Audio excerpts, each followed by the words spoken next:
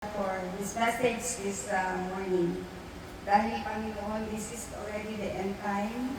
O revelaan ni dapat sa tanan kung saan what we expect in the future. So we thank you, Lord, for this timely message of God. We pray, Lord, na masabtan sa tanan ang mensahe karon. So we will be touching on the end time messages like message ni Daniel sa Old Testament, yung prophecy niya, plus Revelation. So we pray, Lord God, that we will follow the trend, Panginoon, kung ano yung sunod na mangyayari sa amin, Lord. But we pray, Lord, that our salvation, we know, Lord, that we will be saved. We know, Lord, that we will be waiting for your coming, Lord. We ask this in the name of Jesus. Amen. Amen. So, Mount Giving End Time message, we'll start with Revelation 6. Nakabutang din the Revelation 6, 1 to 8. I saw when the Lamb opened one of the seals, and I heard one of the four living creatures say with a voice like thunder, come and see. Yan yung seal. Ano yung alam mo niyo ba? This is the seventh seal, no? Yung seal, naka-sirado ba? Sirado ka. Abrihon to. So yung first seal, abrihon. Abrihan na. So pag this is the message of Daniel, okay. Revelation 6, 2 to 8, no? Good morning. The redeemed of the Lord, the Lamb, our glorified Lord Jesus Christ, opened the first four seals of the scroll. Apat, pero 7 to lahat. Okay. Number 1, and each time one is opened, the four living creatures would tell St. John, come and see, and this was what he saw. Okay? Ito yun, first seal. Pag-abri sa first seal, mauni, white horse. So, white horse, nagdagan, no? Ang warrior with a white horse.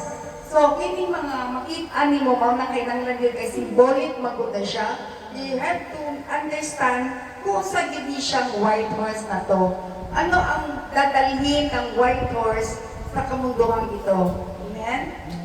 So, the first seal opened. A white horse came out, and a horseman with a bow was given to crown conquering and to conquer. Some biblical scholars believe this horseman was bringing global pestilence, as such never experienced before. Kung man ang pestilence, Kung yung pestilence? Mga sakit na wala din na experience sa mga katawhan. So this is, sabi niya, to conquer and conquering and conquer. So iyan ang dala ng white horse. Bitaw no, di ba na-announce na karon na naanapoy mo abot na sakit. Nahuman na itong pandemic natin. Before the pandemic, napoy sakit nag-abot. So this time, sabi nga, ay, tinatakot lang naman tayo. But malapit na kasi darating, makita mo kung malapit na darating si Jesus. Dahil makita mo na maraming mga nangyayari. So, pestilence is part ng mga diseases, mga sakit. No, yan siya. So, okay. Pestilence is a deadly contagious disease that spreads quickly and can affect an entire community. It is often used to describe a divine visitation of the gospel? Judgment. Okay. So, mauna ng judgment. So, visitation of judgment. Makita ng mga tao nga, daghanin na ngamatay, daghan magkasakit, wala sila nakasabot. But this is just a reminder for everyone na during the pandemic, makita niyo nga how people change their lives. Diba? Busy kayo mga tao, but during the pandemic, especially the senior citizen, hindi na makagawas, order na lang ng pagkain, dagang kayo walay trabaho because of this pestilence na nahitabo. So, these are part of the kanang describe na judgment. Yes. Oo, ang pag-abot sa Ginoo, pag-abot sa mga sakuna. Yan ang pestilence, mga sakit. So, sa Africa, grabe kayo na alam iba, kung sakit daw, wala ko kay baluatong mga sakit na yan. But, pero yan ang nangyayari, oh. So, ngayon, meron na naman sa China. Naanak po daw sa China.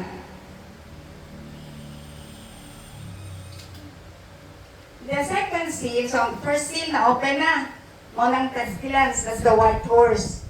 And second, red horse. The rider has a great sword and is given power to take peace from the earth and make people kill each other. Mga nabitaw lang nahitabo karon na wala na peace on earth. Kasagaran nila, they kill, they fight, away. Ang nangyayari ngayon dito sa Philippines, sa politics natin, wala nang totoo. Kay si Juan ang mas magaling, si ganito ang mas magaling, sila ang tama. But that is already part of it. Mao nang second seal open, wala na ang peace sa mga tao. The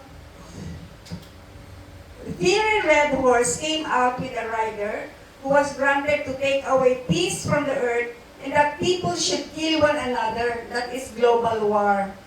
Nakibalo ka, yun sila nga, you will know if Christ is already coming. Kaya ang gates nila is yun sa Israel.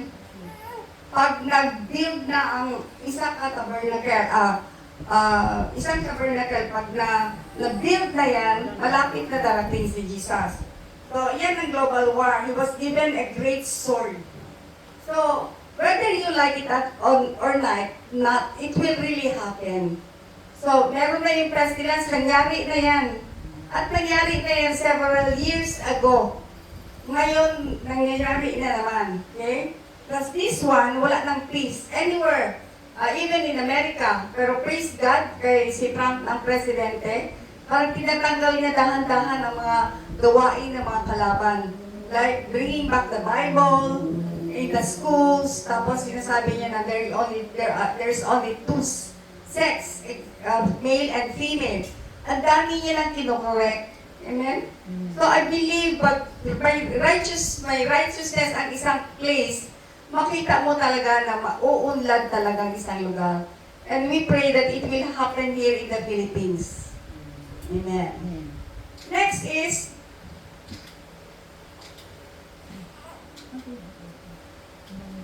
yan. Behold a black horse. Itong nga horse, no? Ito yung meaning niya. The third seal, a black horse. The rider has scales in his hand. Basta na siya weigh, and ang weighing scale. Ginagano, no? And a voice says, a quart of wheat for a denarius, and 3 quarts of barley for a denarius. Ano ibig sabihin niya? Balance, yung scarcity of food. Walay makaon, famine. Mabito ng katong mga gihatag sa kuan ni Lord, mga dreams, no, that to prepare for food, magtanong, para may makain tayo.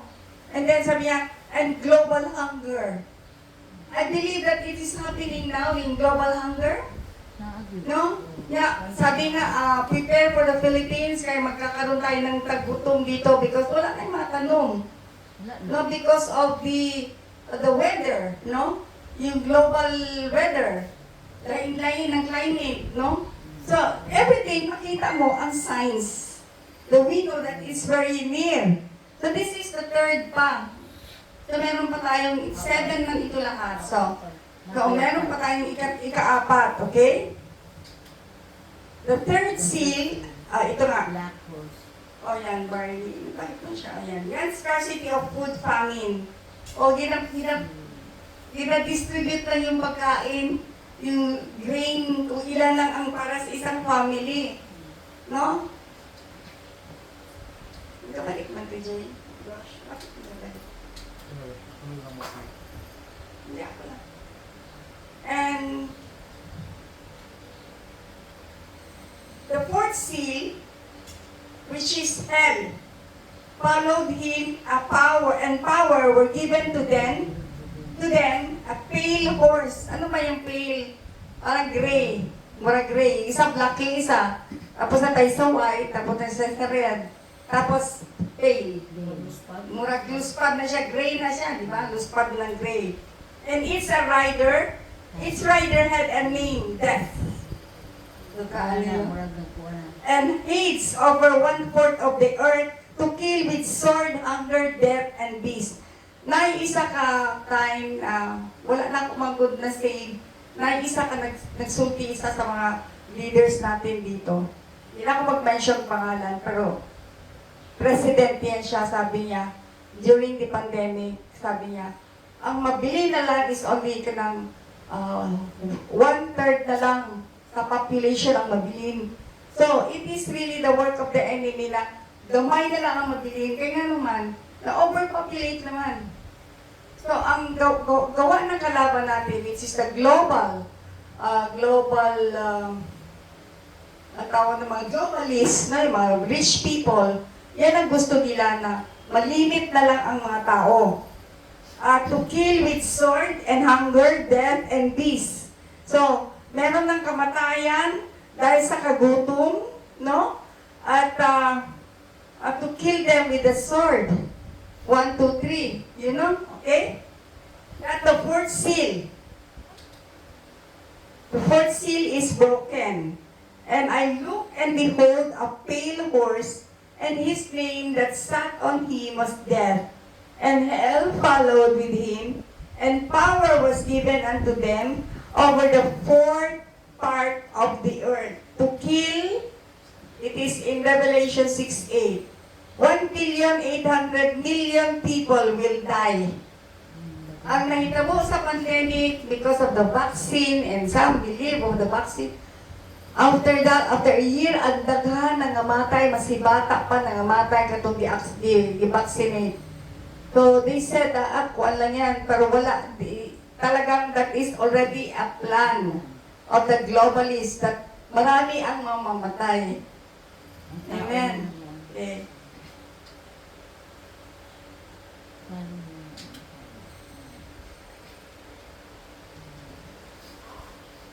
Death. If you come to think, no, parang may tabo kini. So kinahanglan ang mga anak sa Ginoo, prepare yun sila at all times. Because it's coming. Dili na ginahadlok ka, no? Kaya dili man yung gusto speak about Revelation. But it is high time for us to understand what is coming. Amen. Okay. Violent animals in of the earth versus what Satan saw were all frightening. Makahadlok tanan from the first to the fourth. Upat pa lang ni. Okay? It is the beginning of God's end-time punishment for the world that continues to refuse His gospel. Paminaw. Ang mga tao dili gustong maminaw sa pulong sa Ginoo. Mauni ang mahitabo. Ang iba, they would just want to, enjoy. Even it's Sunday, silang, enjoy lang sila. O, lami pa itulog-tulog lang. Because they don't want to listen to the Word of God. Minsan, ang Word of God para sa kanila, mura ba na kapoy, corny, basta Word of God na katulog na, ala na, mauna siya because it is already the beginning of His punishment. Maminaw ang mga taong dili maminaw sa pulong sa Ginoo. Okay. Revelation 6 verse 9 to 13. The fifth seal. Mao na ni siya wala na tong horse no, wala na tong upat. When he opened the fifth seal, I saw under the altar the souls of those who had been slain for the word of God and for the witness they had borne. They cried out with a loud voice, O sovereign Lord, holy and true, how long before you will judge and avenge our blood and those who dwell on the earth? Then they were each given a white robe and told to rest a little longer. Ito yung mga martyrs. Yung martyr na gipatay because of kaning nagkuhan sila sa Word of God. These are the martyrs na nagkuhan sa pulong sa Ginoo, and then they were killed. So nangayon sila sa Ginoo, kanus amin nimo i-avenge, Lord. So gitagaan sa Ginoo og kanang white robe kining mga martyrs. Kining mga martyrs. Sino itong mga martyrs nito? Those who goes out and preach the Word of God. Those who have the heart to share the Word of God.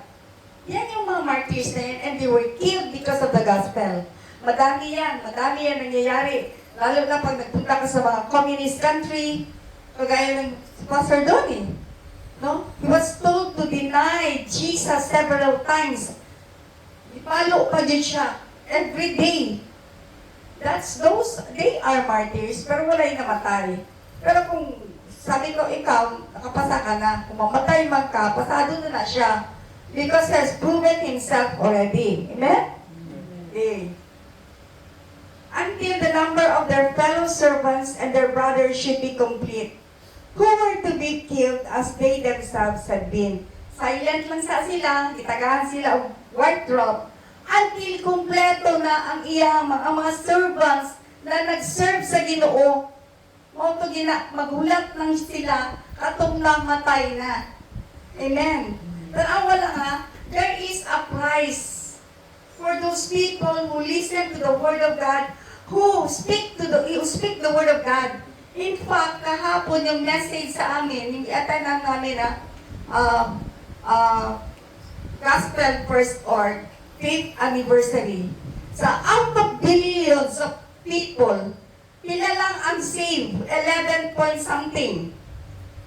11 point something. Unya, ang mga nakasimbahan na anay mga members sa church, we will just wait for the Saturday for Sunday para mag-share sa maminaw sa pulong. And yet, nothing. They have done nothing. Amen? Amen. Tanawa lang yun na complacent kaayo na they need to know the Word of God. Ato mga relatives. Maya bitaw siguro wala gid ni Lord na ang akong mga relatives. Unahon sa nimo. And these relatives will spread out to your relatives. Dili na nato pasagdan ang atong mga relatives. Kaya moabot ang Ginoo. And we are accountable to our relatives. Amen? Kung ikaw umangkon ka, na wala ka kay balo sa pulong sa Ginoo. Kung na ay manitabo, ako accountable sa imo, kay wala ka sharean. Maulang importante, you should know your role as a Christian, as believer. Amen? Amen. The sun became black as sackcloth. The full moon became like blood. That's the sixth seal. Ang sixth seal na hitabo, sounds familiar? Nahitabo na when I was in Houston, it happened already. Okay? The full moon became like blood. Pulang-pula. Yung malaking full moon, that's 2 months ago. Okay? When he opened the sixth seal, I looked and behold, there was a great earthquake, and the sun became black as sackcloth. The full moon became like blood, and the stars of the sky fell to the earth as the fig tree sheds its inner fruit when shaken by a gale. Meron naman tayong mga signs? Anak. Amen. Blood. 7th seal. So, itong 6th seal niya, yung moon, na makita mo, lako kayo pula. Amen. So, kung basta ka sa Facebook, makita mo mga tao, mga ano nila, because they know the Word of God, that there is a danger coming. Amen. Fourth, 7th seal represents a moment of silence in heaven. Moment of silence, tahimik muna tayo lahat. Walang mangyayari, wala lahat. Silent, signifying a pause before further judgments are revealed when the Lamb opens the seal. This is described in Revelation 8:1. So, nagkaroon ng silent. Kasi meron tayong iba-ibang seal eh. Iba-ibang, may 7 trumpets. May 7 trumpets sa 7 bowls. Ito yung 7 seal. So, wala pa tayo sa dalawa. So, mangyayari pa rin yan na iba-iba ang niyan. Ang understanding natin, who continues to believe in their traditional religion rather than repent and turn to the only living God, the Father who sits upon the throne, and to the Lamb. Alam mo ba ang sabi kahapon? We are too conscious about religion. Wala na kaming doktrina. But you do not know, kailangan kita to is to preach Jesus to people. I-segregate mo sarili mo kasi Baptist ka, i-segregate mo sarili mo kasi Pentecostal ka, i-remove na natin yan. Ang importante is to share to them the love of Jesus. Amen? Amen. Hallelujah. I so disgusted when I know this will happen soon. These things will happen inevitably. We cannot deny these things because it is written in the Bible. Dili na di siya mag-deny, o dili na to dapat ikahadlok ang tao, o dili na dapat mahadlok. Because that is written in the Bible. Whether you like it or not, naana sa Biblia. Amen. So we will all understand na dili lang kita complacent as Christians na doing nothing, but our duty is to share the Word of God. It says in Matthew 28, go and preach the gospel, baptizing them in the name of Jesus. Baptizing them in the end will come. So, importante na din ang evangelism. Importante na tayo mag-disciple. Man, we have to know and be reminded and be aware. We have to strengthen our faith in God. Ang pagtuon na to sa Ginoo. Dili duha-duha. Okay, musimba ka karon o last Sunday dili na ka musimba. Yeah. What are those words usa to mga pulong na mamiss nimo sa isa ka Sunday? And it's very important that we should know the Word of God. Kung isa magtudlo, isa mag-disciple. Later on, wala na yung mga pastor mag-preach. Later on, wala na yan. Habang kaya pa, share the Word of God. In Proverbs 3 verses 5 to 6, trust in the Lord with all thine heart, and lean not on your own understanding. In all thy ways acknowledge the Lord, and He shall direct your path. I-acknowledge na itong Ginoo by thanking Him and by realizing that He is the one who provides for us. Provide for our food, provide for everything. Just like sinabi mo, God is good, God provide Jesus ang mga kaon. Amen. So that is acknowledging God. And it says that trust in the Lord with all thine heart. Talagang ilig-unin ang pagtuon natin sa Ginoo. Dili ka magduha-duha. Amen? Amen. Hallelujah. God is really good. John 8:24, unless you believe that I am who I claim to be, you will die in your sins. Kung hindi ka mutuo, you will die in your sins. Tapos natuhan mo ang Ginoo Jud, siya lang yun. Amen? Dili ka mag-waver ba? Duha, ana-ana. Matubo ka, dili. Dugay na ka Christian, wala lang hapon ka nagtubo. Dugay na ka Christian, dugay na ako Christian, na. Among binuhatan, inana lang di hapon. So, kailangan talaga, you give your all to God. Acknowledge and trust God in all things. Look at the artist's version of the first horse and its rider. And let also see images, some of pestilences that have passed to name a few. Spanish flu. Ito mo na sa una, di ba? The bubonic plague. Cholera, yan, may mga gamot na yan. Dati wala. AIDS and the COVID-19 virus.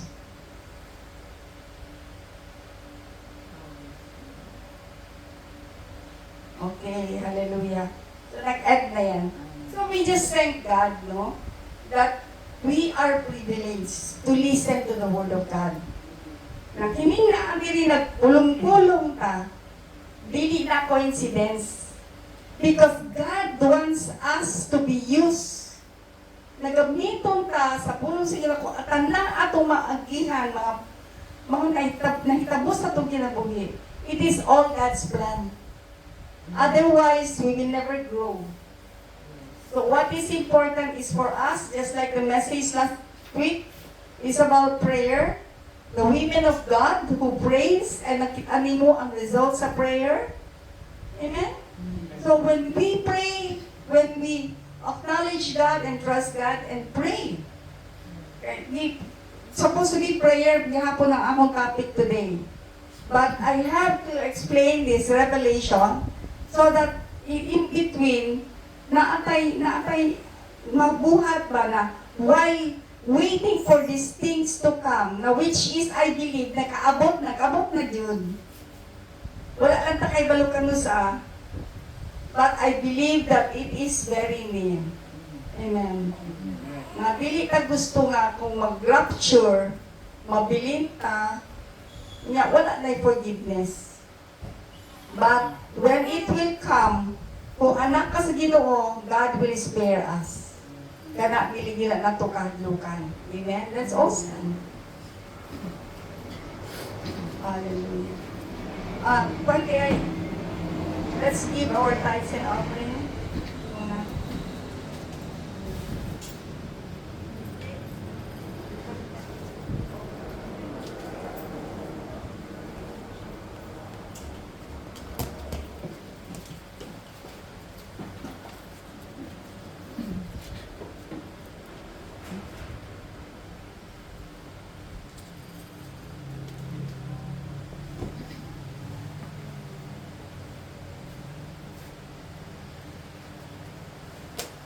Thank you, Lord Jesus. Thank you for the word.